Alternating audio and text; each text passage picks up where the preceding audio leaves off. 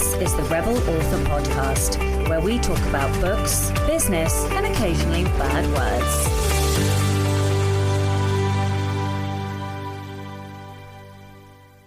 Hello, Rebels, and welcome to the Rebel Author Podcast, episode 271. Today, I'm talking to Sasha Wasley all about pivoting from traditional publishing to indie publishing. First, to last week's comments on Adam, Cara, and my episode all about our TikTok challenge. Matt says, this was a really good show, a great reminder to keep on pushing with consistent posting on your social media. Cassie said, a fun listen. I've been leaning into TikTok and IG Reels together, trying new hooks and options as I go. It's quite the haul uphill, but I do think it helps in exposure once to hit the right audience and FYPs. Tamara says, love this episode. The banter was fantastic. CK Darling said, great episode, was a fun listen. Effie Campbell said, well, I desperately need to listen to this, and gave me a little laughing emoji. I love that we had some comments this week. Thank you very much. Don't forget to leave your comments on the episode. Instagram is best. And I will look forward to what you say about this week's episode. So in personal news and updates then, I kind of feel like I haven't really had a working week between recording this and recording last week. Last Thursday, I don't need to tell you my entire working week, but last Thursday I had, school assemblies and then meetings. And then Friday was a lot of faffing around with cars in garages. Monday, I was trying to catch up with admin, and I also had more school meetings. And then yesterday I had to go to London, and today I'm going to London. So actually, when I look at it like that, I have more or less had a week off work, which wasn't wanted or needed, to be perfectly honest. So I don't feel like I have a huge amount to update you on. What I will say is that I'm trying very hard to get some time to outline. The story is coming to me slowly. I have the bones of it, but I am finding it increasingly difficult to make decisions. And I'm not entirely sure why. So I'll have like an option A and an option B. And instead of just going, okay, it's this, I'm going, and faffing around and not making the decision. And I sort of wonder if that is because I haven't had uninterrupted time in the office. I'm not entirely sure. I suspect that is why, because I've just not had the space to allow intellection to, mull over it, because I'm constantly being interrupted or having to go here, there and everywhere. Anyway, in the meantime, we have delivered all of the digital stuff to Kickstarter backers. We have finalised the art, which means we have also finalised the book files for the printed Kickstarter stuff. The only thing is we are going to run off one more proof copy of everything, which is going to delay everything a little bit. But when you're about to spend more than £10,000 on printing, you want to make sure it's right, because I can't afford to print it twice. So we are going to print proofs, and then once those proofs are printed, we will hit print on the main bulk order, so that they will be printed over Christmas. Essentially, we are bumping everything to January, so we'll have signing and packing days in January, and then we will ship everything in January, because the books will have been printed by then. But this just makes sure that everybody gets the highest quality products. And that's what I'm really concerned with. I want to make sure that everything is tip top and perfect, because, I appreciate the support. So yeah, that is kind of what we're doing with that. And in the meantime, we have managed to get our next Kickstarter approved. So we are just building the pre-launch page, and then we're going to make a whole bunch of announcements about that. It is for the Girl Games trilogy, and I'm really pleased that it's done and I'm not going to be under pressure writing it whilst the Kickstarter's going on. That is going to be a big relief. Now, there is kind of one of the lessons that I have learned from Kickstarter, I think I've already said this on the podcast, is that I don't really like having to do the work after the campaign is over.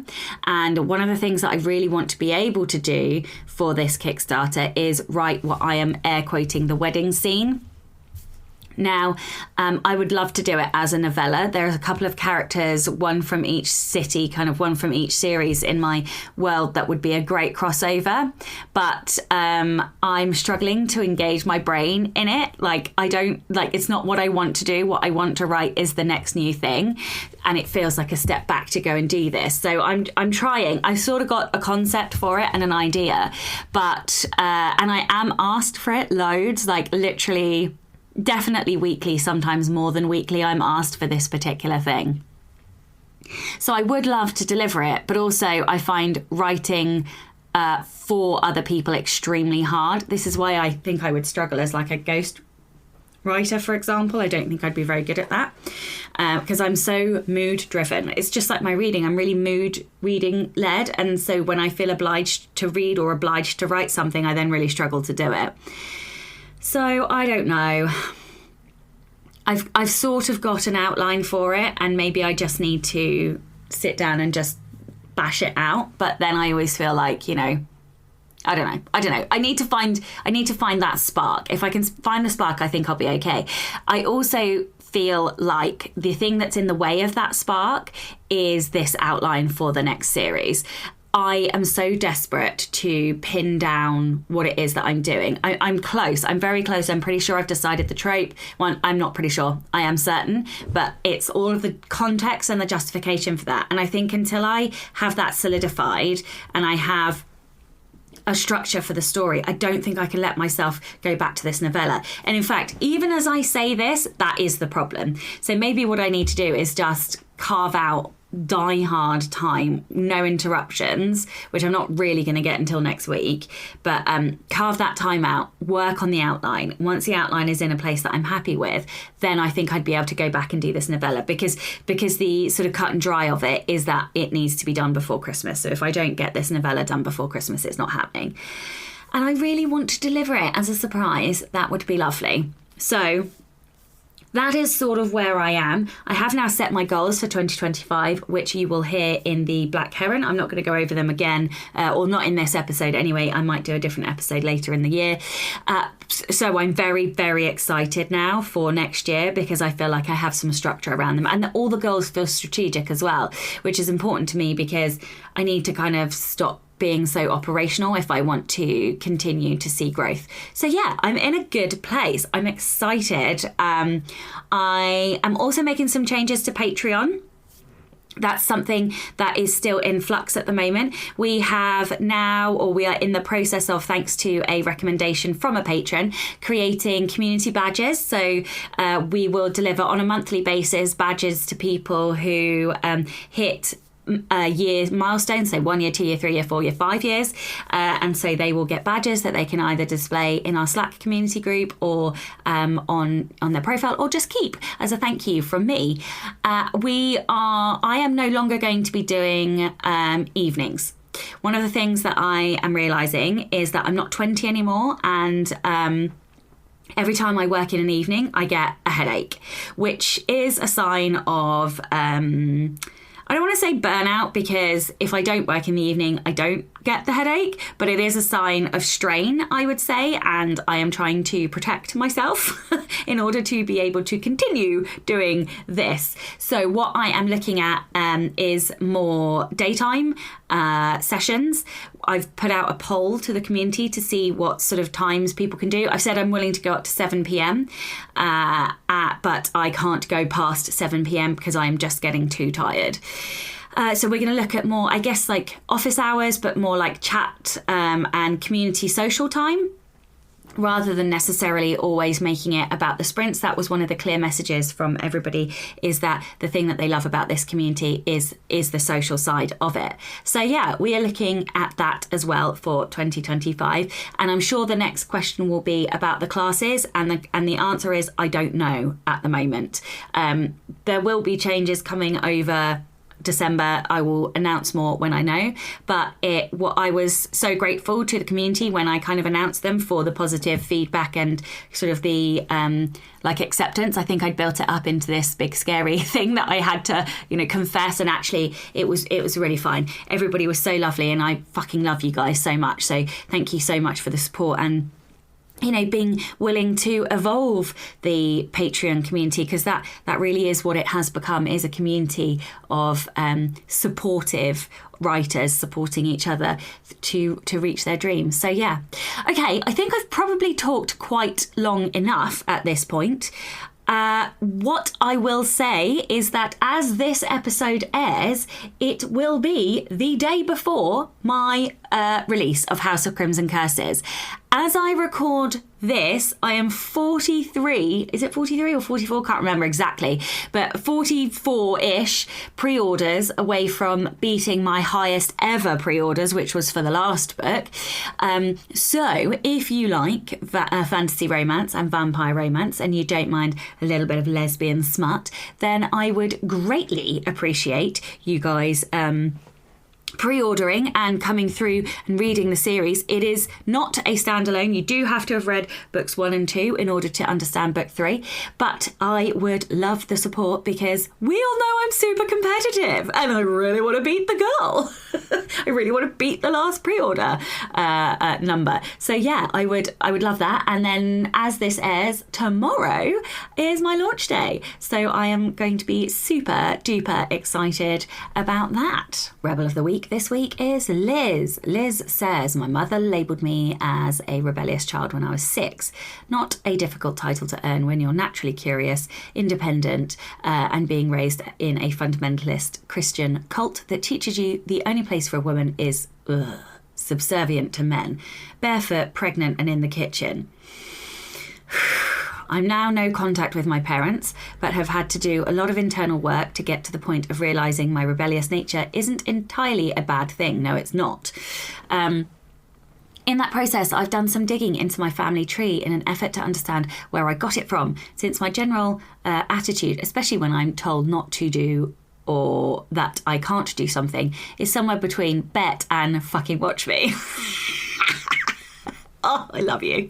Anyway, I've come to the conclusion that most of that I inherited from one of my paternal great-grandmothers. Great-grandmother's name was Myrtle, and she was the oldest of 9 children from a rural Pennsylvanian family. In the 1920s, when she was 20 and working to support herself and a younger deaf sister at the Pennsylvania School for the Deaf, who should she meet but a dashing young telephone lineman who was part of the team putting up the first telephone lines in the area. They fell head over heels in love, and less than a year later, Myrtle took a one-way train to the station nearest his teeny tiny West Virginia hometown, where he picked her up, they got married, and he took her home. In that order. Wow!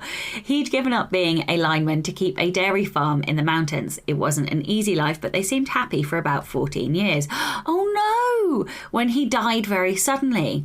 She was left with 5 children, ages 13, my grandmother, to 1, and a full dairy farm. According to my grandma, her daughter, Myrtle had many offers for local men looking to increase or gain their own property by marrying her and taking over the farm, and undoubtedly it would have been much easier for her to have accepted one of them, particularly in the late 1940s rural America, but she turned them all down. My grandmother recounts how she would hear people talking about her mother and how the farm was never going to make it, and how Myrtle just quietly went on about her business. She did keep the farm and kept it successful, selling milk and eggs and whatever else they could manage to raise. All 5 of her children graduated from high school, holy shit, and went on to lead successful adult lives of their own.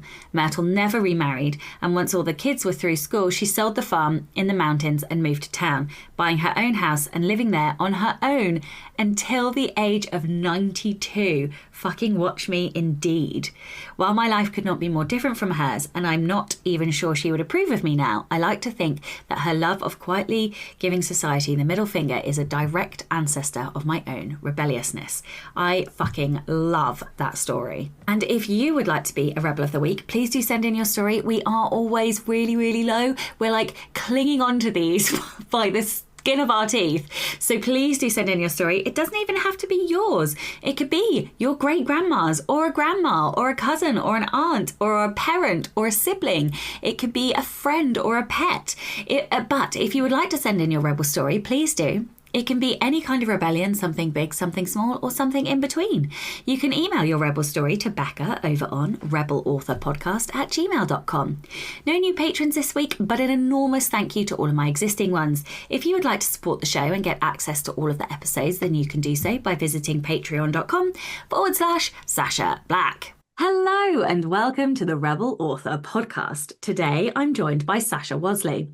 Sasha, aka Ash Harrier, is a hybrid published author of adult and children's fiction, and she's done it all. Trad pub, small press, and indie. Aussie girl and lifelong writer, she didn't get published in fiction until the year she turned 40. In her previous life, she's been an academic, completing a PhD in feminist literature, corporate copywriter, and communications officer for a non-profit. She's also an animal lover and mum to two awesome neurodiverse, queer young adults who have taught her how to be a better human. Hello and welcome. Hello, I'm so thrilled to be here. Oh no, thank you so much. I love it. What kind of non-profit were you involved in? Oh, you won't believe this. It was the Girl Guides. No, I love it. I love it. I used to be in the Army Cadets, and yeah, I always kind of like look back and sort of think, oh, why didn't I ever do the Girl Guides? Because it's the same kind of, well, except cadets are like a little bit more extreme. But yeah, I love it. I love that kind of stuff. I can't wait to get my son into the cadets or something that's outdoorsy. Yeah. But I love that. And a PhD in feminist literature. Holy shit. What was your thesis on? Yeah, I was really interested in looking at the way feminism gets limited, the definition of feminism. So I looked at how it works in the everyday world. And I've actually now got a very, very sporadic Instagram series called Everyday Feminism, where it's just talking about, things that happen in day-to-day life that I think sit on the feminist spectrum. And the thesis was basically talking about why do we feel like we need to lock feminism away from particular people and groups? So it was kind of, I guess, moving into intersectionality, which was really new at the time. And and now I'm kind of a full intersectionality convert. Amazing. Well, I did read your bio, but would you like to tell everyone a little bit more about you and like your writing journey? How did you get to where you are today? Well, I wrote for years, just about 3 books basically, and I just kept rewriting them and I kept pitching them. And I never got anywhere with them. The best I ever got was a nibble from Scholastic, and that was it. And it was so demoralizing, but I was doing all this other work at the same time, and I was having kids, and I was still writing, but I just wasn't writing fiction. And then my marriage broke up, and I met a new partner, and he wanted to know what my hobbies were, and I told him writing. And then he said, "Can I read some of your stuff?" And I was like, "Oh my God, no." But I let him, and he said, "This is really good. You should get it published." I was like, well, what the hell do you think I've been trying to do for the last 20 years? And he said, "Oh, so like no one wants these 3 books?" And I said, "No." And he said, "Why don't you write something new?" And honestly, it's such a no-brainer, but it hadn't occurred to me. And I wrote something new, and that was my first published novel. So it was the year I turned 40. I got that publishing deal, very small publisher, but still. I got the deal. And then I was like, okay, there's no going back. This is what I want to do, and I have to get there as quickly as possible. So I just started writing my ass off for the next few years. And that was 10 years ago. I've got 18 books out now. I think it's amazing that we can be our own limitations. So like the fact that I love that it didn't even occur to you to write something new. Like what have you done with those original 3? Are they like, have you just kept them in the... Look, there's one that I think has got legs as a middle grade, but maybe the world's not ready for it yet. There's one that it's like a chimera of a book. It's a monster. It's got a million different genres and it's horrible. So I think that was my practice book. And then another one I self-published. Amazing. I love it. Like, so I did do something with it. Yeah, no, this is why we need people though, and we need community and stuff, because sometimes it just takes somebody else to go, yeah, but like, why are you stuck doing that, or why haven't you thought of this, or and like it does astonish me sometimes because I do this a lot, like, and this is why I have strengths coaching, because it takes somebody else to go, what are you doing, like this is a very obvious solution here. So I absolutely love that, and I love that he was the one that like encouraged you, so that's amazing. um Yeah. okay, so you have done like indie and traditional, so where are you at now? Well, I'm really smack bang in the middle of hybrid at the moment. I'm literally in the structural edits for my next traditionally published book, which is set in Oxford and comes out sort of mid to late next year. What genre? And at the same time, sorry, what genre? Historical, general fiction, I suppose you'd call it. At the same time, I've just finished rewriting my first published book because I got the rights back to it. And I'm putting that out indie. I just finished a Kickstarter. It went really well. And that's going out Congratulations. indie, official publication date February. So what is the genre for the Kickstarter book? Oh, that is a paranormal dark academia. Again, I've got a little bit of genre confusion. I can't seem to stick to one. Yeah. It is my goal to stick to one genre for a book one day, but for this one, that's not going to happen because it's already written. I've rewritten it, so the genre is what it is. And so is that But young adult or is it it adult? is. It's look, it's got young adult characters, but I think that it reads adult if you want to. It's no Yeah. spice though, Yeah. Yeah. Ah, just the promise of amazing. spice. So why come back to indie? What's going on there? Yeah, well, a couple of reasons. One was I kept looking at that first book that I had published, which is one of a series of three, and feeling embarrassed about it because there was a lot in it that I have grown as a human, and I didn't feel it reflected well on me, on the former self that I have. And I know that at some point we have to leave that behind and say this life is a journey and all of that stuff. But I just kept thinking, look, I've written this book for young adults. There's stuff in there about mental health that I wouldn't say now.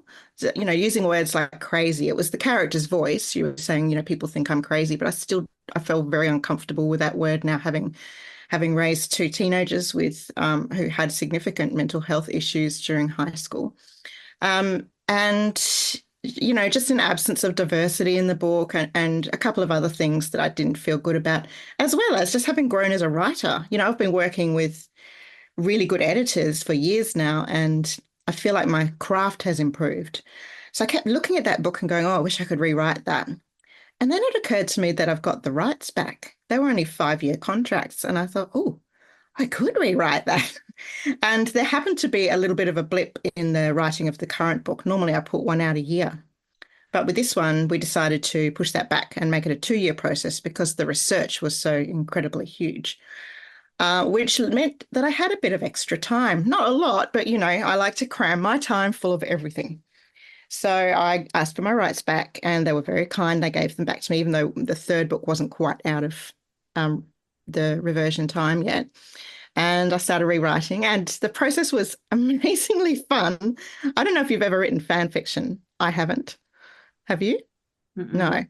I know that people love it though, but I think I finally experienced what that's like because it was like I was writing new stories with my characters.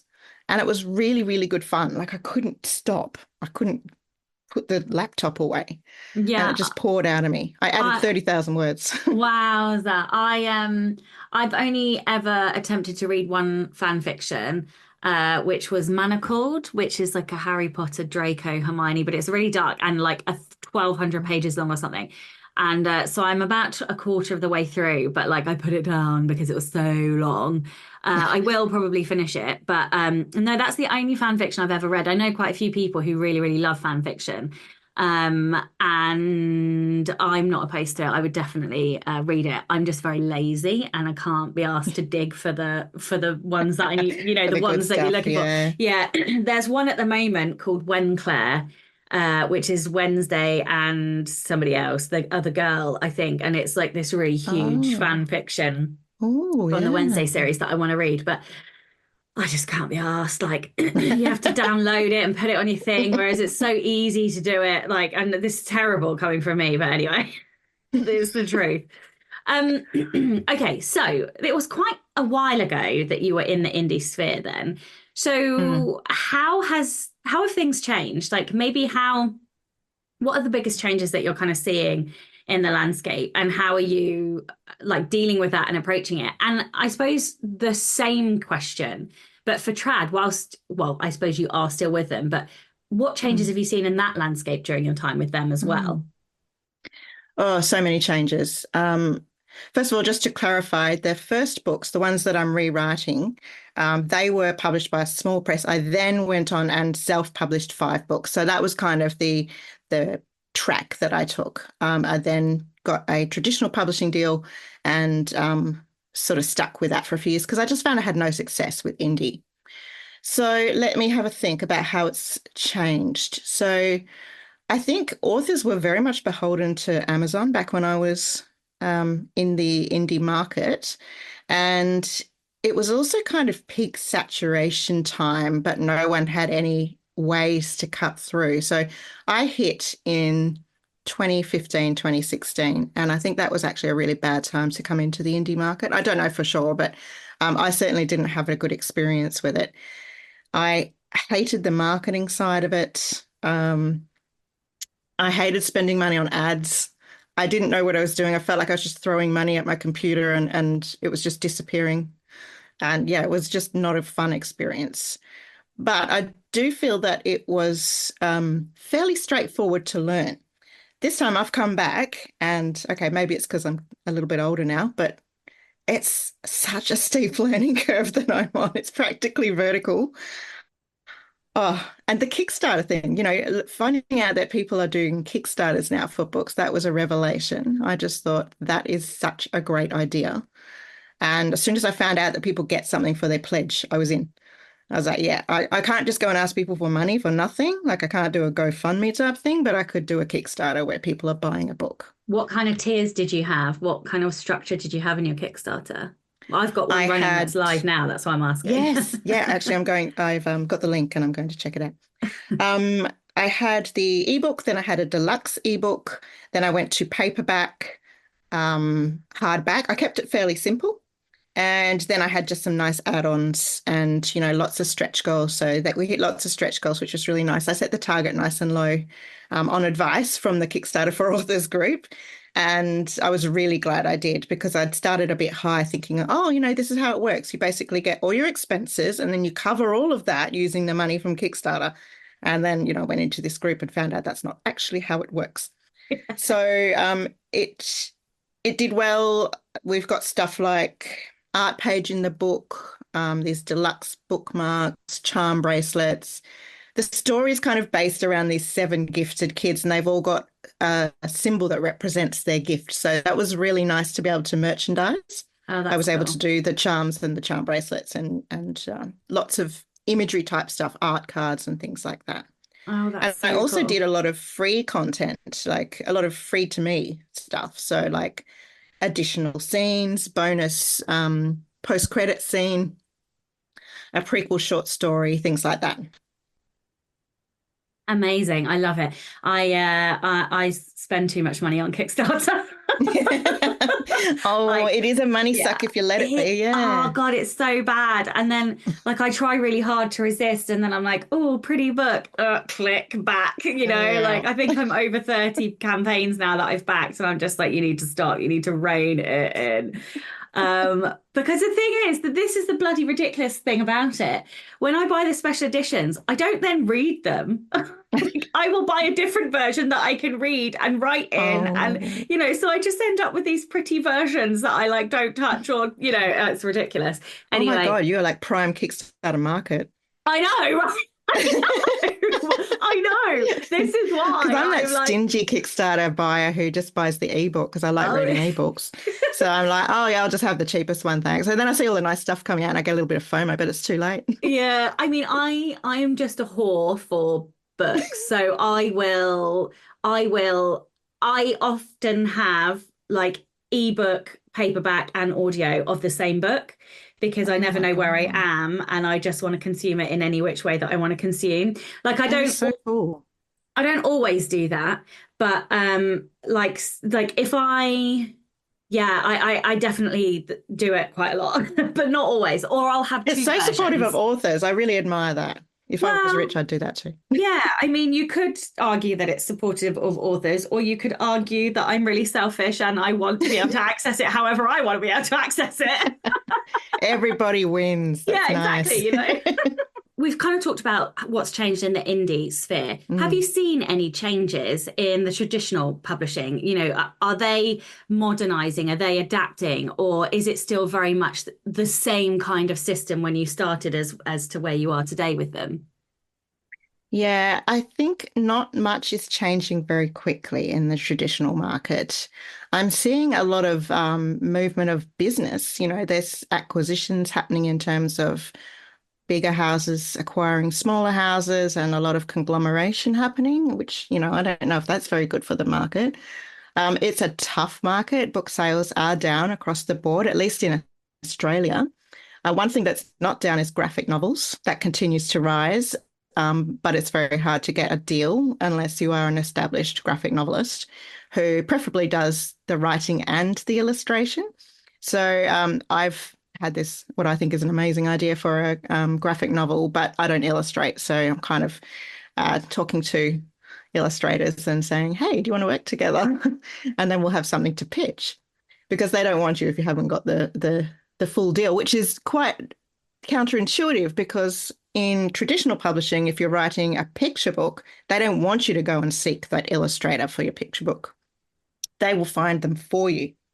Whereas the graphic novel, they do want you to have both of those things. Um, I think that in Australia, at least, children's fiction is dominated by a number of just quite a small number of authors, and they produce a lot, so they're very prolific. So we've got very crowded shelves, and they are full of books by the same seven people, and it's quite difficult to get into. So I can understand why a lot of children's book authors are heading indie as well. But I guess one of the main differences that I didn't mention before about indie publishing is that we had no options in terms of book product production back in the day. Like we couldn't do hardcover. We could barely get the whole matte and gloss thing going on. And, we couldn't choose our paper stock. We couldn't choose lots of things. So it's so nice to have all that open to me now. I've been just exploring and playing and trying to learn systems. What do you think are the best bits about trad, and what do you think are the best bits about indie? Because I don't like, obviously, I'm predominantly indie. I've licensed rights for audio and translations and things like that. And I don't think there's any one right way. So I suppose my Mm. first question is, what do you think are the best bits about trad and the best bits about indie? And then my second question is, who is right for trad in this day and age? Because obviously there are some authors where it is the right decision. Who do you think is best placed to go trad these days? Mm. Well, okay. So what was the first part of the question again? Sorry, this is my problem. I get hooked into something interesting you said, and then 17 questions come to mind. So I think, what are the best bits about The trad? best bits, yeah. Yeah, let's stay Okay, there so the because best bits, we've mentioned some of the best bits of indie. So let's start with, what are the best yeah. bits of trad, and who is trad best placed for? Okay. I think the best bits are that you look, this is really sad, but prestige. You get a bit more prestige, at least here in Australia. People ask you who's published you here if you say that you're an author. So, that does matter. It's sad, and I don't think it's fair either, but it is a thing. So you get more opportunities as a traditionally published author. I'm part of the literary festival scene, which I love and is a good earner for me. Um, I get to run workshops and do mentoring and do, children's library visits and things like that, which I don't think I would easily be able to get into if I were indie with my kids' books, for example. But I guess the other thing is that distribution, that's the other amazing thing about traditional publishing. For me, there's no way I would get my books into bricks and mortar stores without having a publisher behind me. So that, I mean, for me, that was really important. So that was why I transitioned from indie to traditional to start with. But now I've done traditional for a few years. I feel like I've got the things that I wanted from it.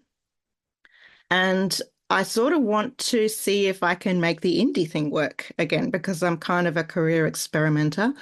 I just like trying things until I can make them work, and I'm very stubborn and determined. So I am thinking, okay, I can see other people doing this and doing it well. So maybe what I did before was just my test run, and now I'm going to do it well.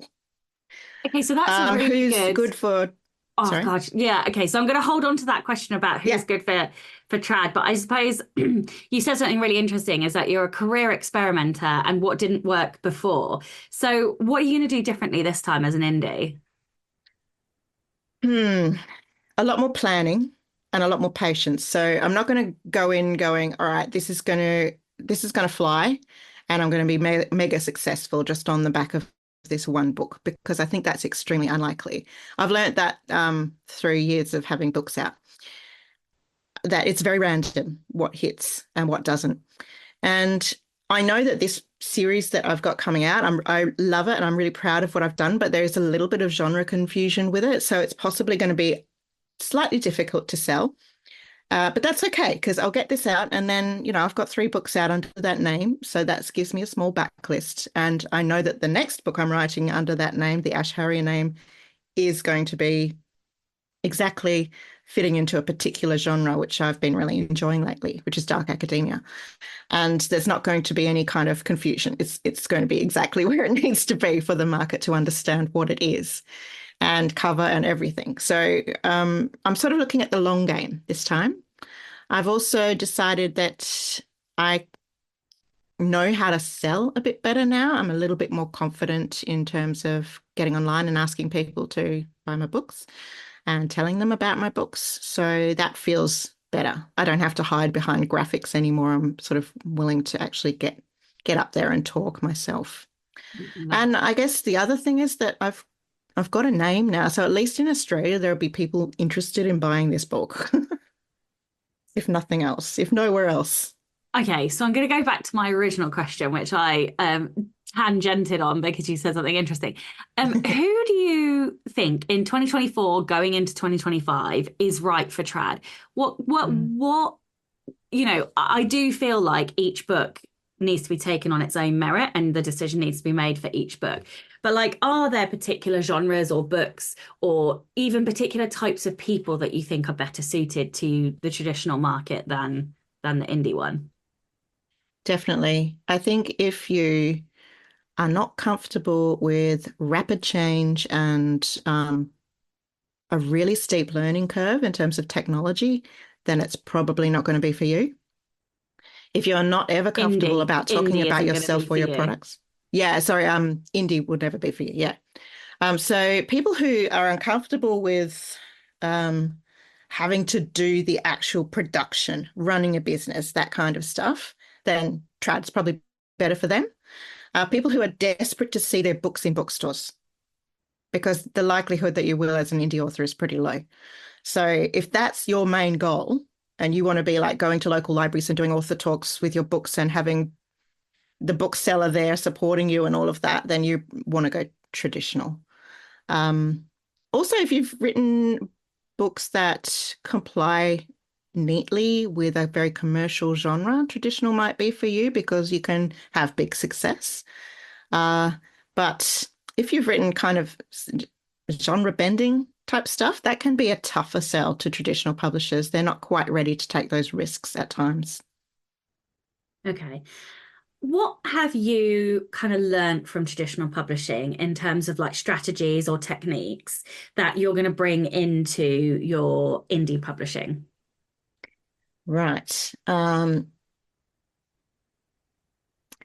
I did not know anything about rights when I was indie. So I'm definitely going to be looking at not necessarily selling rights, but editions, audio books, translations, stuff like that. So kind of franchising or merchandising my own books, because I understand now that if you've got more products out there, you can make more money. Um, what else?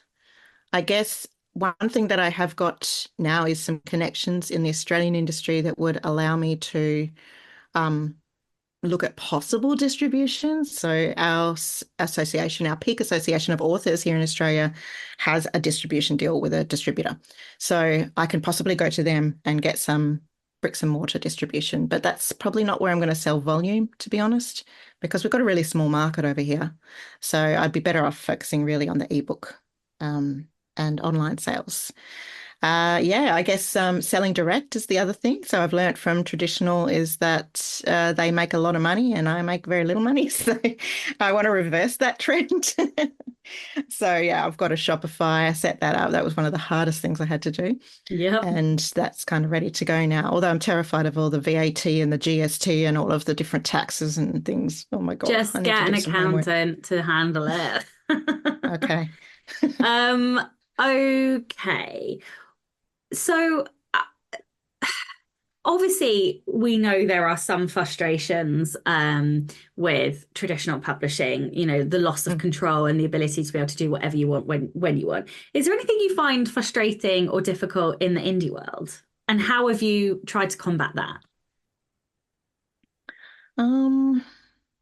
Well, I guess one of the things is that because it is all under my control, the buck stops with me and I need to work out. I'm not very good at setting budget. So, for example, advertising budget, if I see any success, I throw more money at something because I'm like, okay, it just needs more money on it, and that will give it more success. But I don't think it necessarily works that way. I'm not very patient with testing. So, yeah, A/B testing and stuff like that. So, I think I'll find that quite frustrating when my book is out and just trying to rein in my impulse to throw everything in the kitchen sink at this book to try and make it sell. At least with traditional, there's a budget and someone else sets that. It's not my responsibility. So I guess that's probably the big one. And also just not knowing how it's going to go. Whereas at least with traditional, the publisher will back it to a certain degree. They will have a print run. They know how many they're going to print. They can tell you what that is before the book goes out and you know roughly what it's going to sell. So you have a little bit more, I guess, security.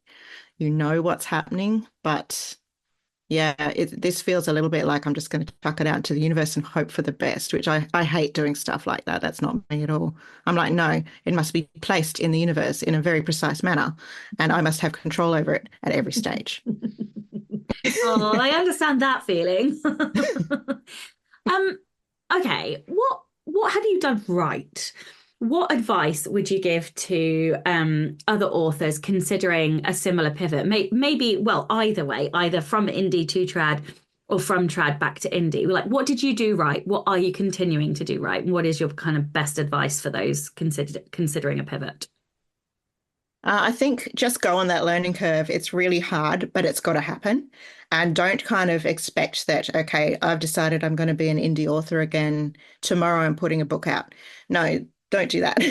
Make sure you've got everything lined up, and it'll take a few months, you know, listening to your podcast, listening to Joanna Penn's podcast, and trying to get up to speed on what the industry looks like these days, learning all the things, you know, learning from you guys and going, all right, I need to have my own shop, and understanding, you know, the benefits of Wide and the benefits of Kindle Unlimited and all of those things. So kind of doing a heap of research. If you're not someone who loves doing research, then you're going to have to get some bum glue and sit down and do it anyway, because there is no chance that you'll get this right without doing the research. So yeah, that would be my advice. Learn as much as you can before you start, before you pivot. And what are you going to do going forward? Are you going to continue to do both indie and trad publishing? Or are you going to veer heavily one way? Like, what do you feel like is the best strategic model going forward? For me, I love the idea of having both, a foot in both camps. I really like continuing my Australian presence in the author community, being at the festivals, having books in stores, and, you know, just being part of that community. But I also want to try and make some money. And I kind of want to use my indie writing so that I have got a little bit more. It's not control because I can't control how it's going to happen, but at least I've got more input into the process and I can tweak things when it's not working. So if your book doesn't work and you're traditionally published, it just doesn't work. And there's not a lot that can be done once that first month or two are over. But if your book's not working and you're indie, you can take it down and you can change things and you can update the cover and you can do all kinds of things. It's kind of like, you get to play and test and treat it as a product, doing market research. So I like that idea. I really like the idea that I can be putting out books at my own pace with this other pen name that I'm using, because one a year is a bit slow for me. I like to write faster than that. And I also love to jump genres. So the fact that I can do these kind of quite heavily researched historical commercial fiction, and then also be doing this kind of crazy paranormal dark academia stuff over here under a different name is really appealing to me. Okay, so you've talked a little bit about wanting to write faster, and you've also said that you're a parent and that you've got not one but two kids. So talk me through, like, do you write full time? Yes. Okay, cool. So talk me through how you manage like all of that, because trad is like a business in and of itself. Indie is a business in and of itself. Being a parent is a business in and of itself, So like, how do you sound like you've been there, done that. Oh, right. Like the struggle is real. I am in the struggle at the moment. How do you manage all of that? Tell me how I should, asking for friends, how do you manage all of that stuff? I'm really sorry to let you know that my kids are both adults now, so it's very different landscape to what it was. My kids were your kids' age when I started out, so how did you manage it? Look, I just used every spare moment. When I decided I wanted to be a full-time author and that writing books was what my passion was, I just decided, okay, I'm going to do this. So I worked my ass off. The kids I'd be with one hand, I'd be playing Guess Who over here with them, and with this hand, I'd be writing, constantly, probably a bit half-assed, to be honest, half-assed parenting and half-assed writing. But I just desperately squeezed it in wherever I could. I also worked part-time back then.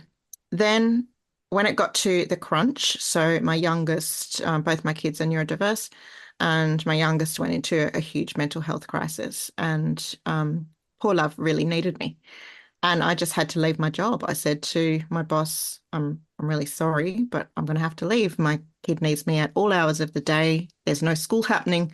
There are appointments coming out of our ears, and I just can't do this job anymore.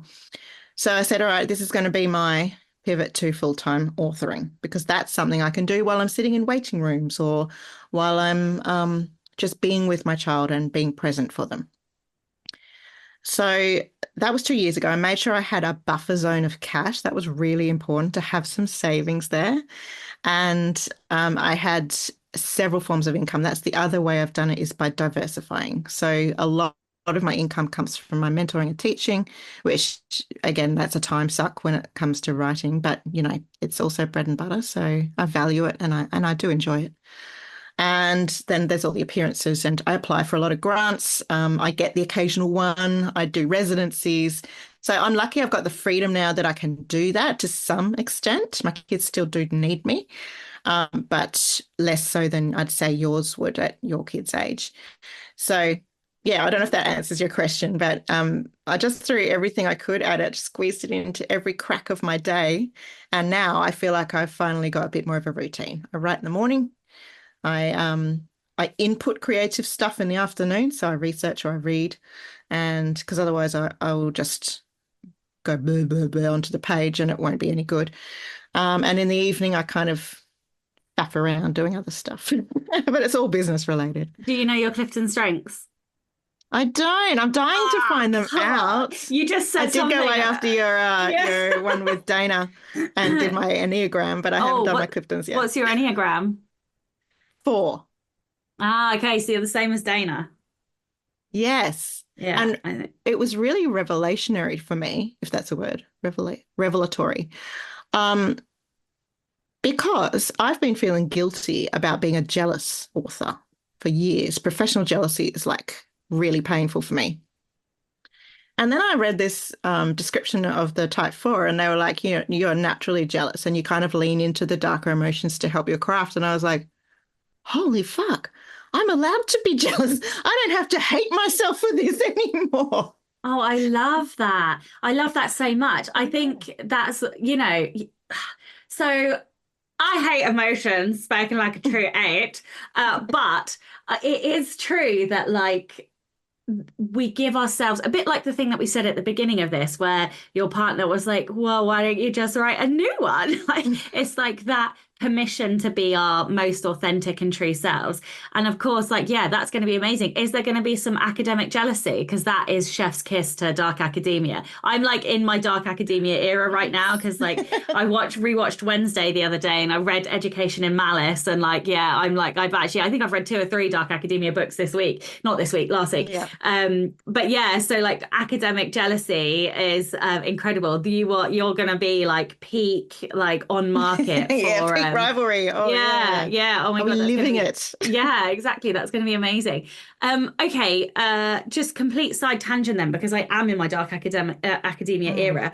Book recommendations. What have you read that's amazing? Because I've read a few recently. Yeah. I mean, I read Bunny. That was fucking weird.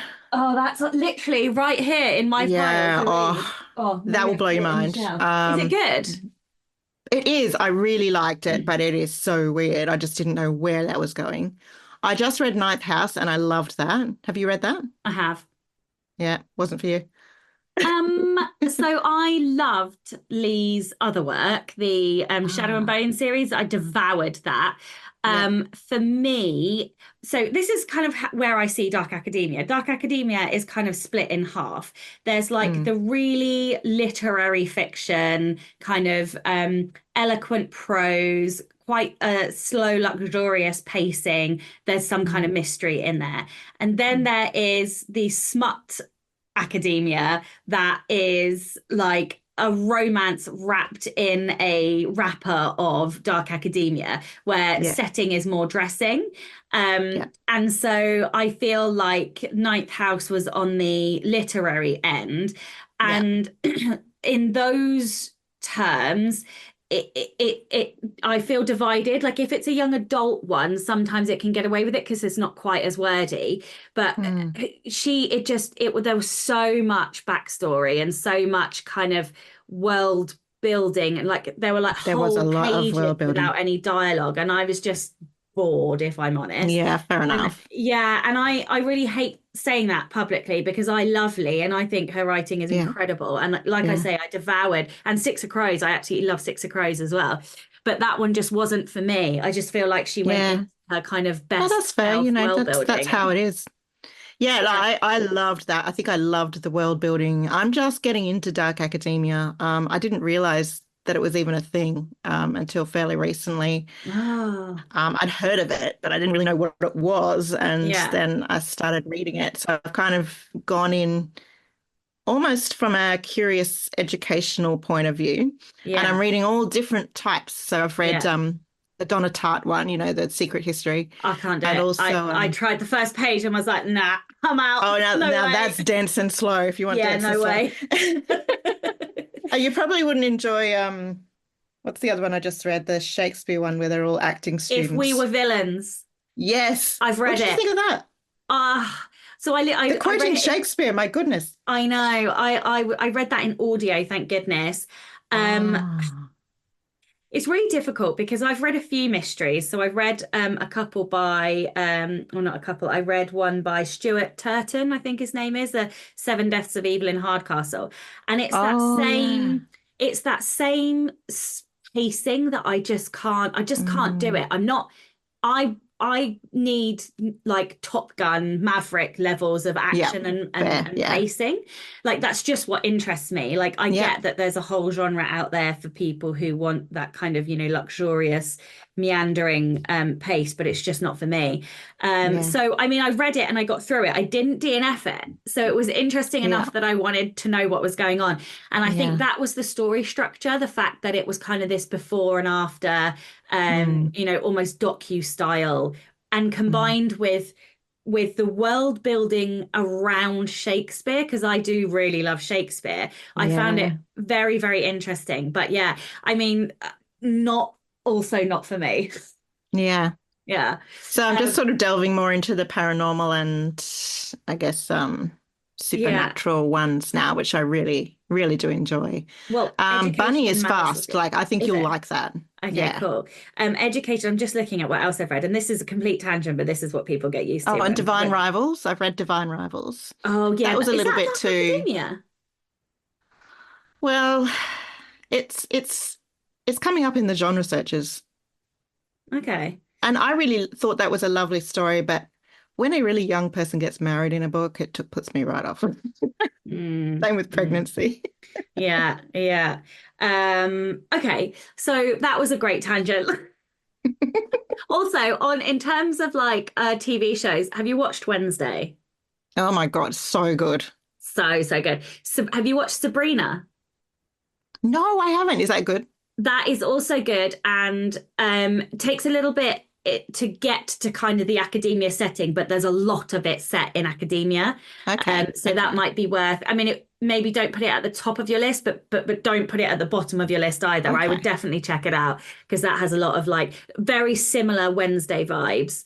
I Oh, would say, but excellent. more witchy Yeah, I than like Wednesday. witchy. Yeah, My I do editor too. said that my book, Ghostling, the one that's coming out, is Wednesday meets the Sixth Sense. So that was really, really nice to hear. Oh, that's cool. I love it. Yeah.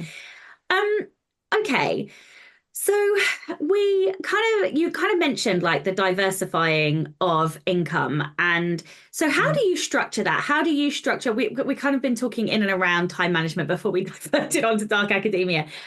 What does that look like? How do you've kind of said that you do writing in the morning, but like in terms of proportions of your time, like how do Mm. you get the books done? How quickly are you managing to you've mentioned that time is really important to you. How are you balancing that with the other types of income and work? Yeah, look, I'm struggling a little bit lately because I found that the trouble with mentoring and teaching, and it's a nice problem to have, is that it snowballs. So the more work you get, the more work you get because people come to your workshops and they want to work with you and then they say, will you be my mentor? And that's great. And I'm really grateful for it. But it also means that I need to learn at some point very soon, I'm going to have to kind of close my books and say, I can't do any more if I want to actually write anything. And I have had a struggle. I'm going through an extremely difficult structural edit with the contracted book that's coming out, the one set in Oxford. Um, one of the hardest edits I've ever done. And I basically had to contact my publisher and say, I can't do this by deadline, which is the first time I've ever had to say that. It was so hard. I cried that whole day.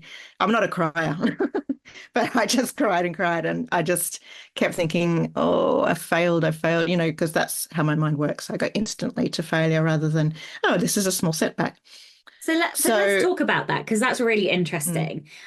What have you learned from this structural edit? Like, what craft have you taken from it, in terms of like a lesson going forward? Because that's whenever this happens to me, which is a lot, I always like, don't hit deadlines or come across obstacles. I try to take the lesson from it. So yeah. what have you learned about writing or structural story in structure and story? Or yeah, tell me what you've learned. So this one, what I did was I did all the research and then I wrote a story, but not an awful lot happened in the story because it was basically I wrote the setting, the characters, and the whole being at Oxford and getting in and all of that research had been poured into it. There wasn't much of a story there, nothing that people could really get their hooks into. It was okay, but it wasn't gripping. And my publisher said to me, and this is probably the other thing that I would take from the trad world into the indie world, which is to use a structural editor for all of my books. She said, can you play up this angle? You've got this amazing title, but it doesn't really connect to the story. So can you play up that angle where it's kind of more about um, the underhanded things that are going on? And that will be really juicy for people, and that's the kind of thing that will really suck people in. And I was like, yeah, okay. So I started trying to shave edges off here and sand them back here and add a few extra bits. And then I realized that that wasn't going to cut it I pretty much had to rewrite the whole thing. Oh my So God. I've now got a few scenes that are making their way into this draft, but essentially I'm rewriting it. So that's why I needed extra time. So what I've learned is make sure when you've done all that research, you will probably just write the research, the first draft, and then you have to write the story. And don't send it to your publisher before you've done that. So one thing I will say to you is that is the dangerous and perilous ground of dark academia. Make sure because so much of dark academia is setting is integral. Setting is character in dark academia. So just make sure you don't make that same mistake with your dark academia. But I think if you've got like academic jealousy at the heart of it, there'll be a rivalry. And if there's a rivalry, there's a story. Yeah. Okay. Well, this is the Rebel Author podcast. So tell everyone about a time you unleashed your inner rebel. And it's unfortunate because I think you were a rebel recently, weren't you? Oh, yes. And that was my Nana's story, though. Yeah. I was so excited. Thank you so much for sharing that. So I could tell you about the time that I sabotaged some far-right political signage around my home. Or I could tell you about the time that I was in Madame Tussauds and the Australian Prime Minister was on display and I stuck my finger up his nose. But I've decided instead I'm going to tell you about my 16-year-old self, who was already quite political and very much against horse racing, which I still carry through to this day. And I was in my English class and the English teacher said, hey guys, the Melbourne Cup is on at 12 o'clock. Melbourne Cup is the biggest horse race over here in Australia. They call it the race that stops the nation. And he said, there's a TV in the media room. Do you guys want to come watch it? And there was a little bit of discussion, kind of grumbles from a few of us. I was like, I'm really ethically opposed to horse racing. And a couple of the other guys were like, yeah, I think it's really bad as well. And the teacher said, okay, well, you guys can stay here and the rest of us will go and watch the show. And those guys decided pretty quickly that they would rather be part of the crew. So they left and I was sat there by myself in my English class, conscientiously objecting. Oh, I love it. That was my little rebellion. I hope you did something fun instead, like reading a decent book or like, I don't know. I hope you had some fun rather than being bored on your own. I rubbed my bare ass on the English teacher's desk. Amazing. I hope that's true. Oh, well, thank you so much for your time today. Where can listeners find out more about you, your books, and anything else you'd like to add? Well, they can get my book, Ghostling, on ashharrier.com. That's ASHHARRIER.com. Or they can find out about me, Sasha Wasley, on sashawasley.com. I'm on Instagram with both names, and I also have a Substack, so they can go to The Book Path, and I do weekly writing advice columns. Amazing. Well, thank you for your time today. And of course, a giant thank you to all of the show's listeners and all of the show's patrons. If you would like to get early access to all of the episodes, you can do so by visiting patreon.com/Sasha Black. I'm Sasha Black. You were listening to Sasha Wasley, and this was the Rebel Author Podcast. Next week, I'm joined by Jackie Haley, and we are talking all about the ins and outs of international signings. So join me next week for that. Don't forget to tune in and subscribe on your podcatcher. And when you have a moment, please leave a review.